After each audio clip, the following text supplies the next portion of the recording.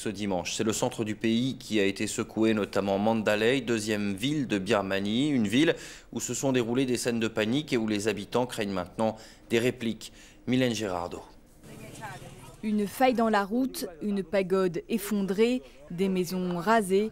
Après 3 séismes en 24 heures, la région de Mandalay est traumatisée. Dimanche, au lever du jour, une première secousse d'une magnitude de 6,8 se produit à une centaine de kilomètres au nord de la deuxième ville du pays. Elle est suivie de 2 répliques. Un monastère s'effondre, faisant plusieurs victimes. En fin de journée, un second séisme d'une magnitude de 5,8 mais moins profond secoue Chwebo, au nord-ouest de Mandalay. Avec le choc, ce pont en construction sur le fleuve Irrawaddy s'écroule littéralement et emporte avec lui les ouvriers du chantier. L'un des ouvriers a sauté et s'est échappé grâce au courant du fleuve. Mais les peintres qui travaillaient sont morts pendant le séisme. À Mandalay, on assiste à des scènes de panique. L'agglomération compte 2,5 millions d'habitants, mais peu de dégâts à déplorer. Les fissures dans certains immeubles conduisent malgré tout des résidents à s'abriter dans des tentes de fortune ou des écoles pour la nuit.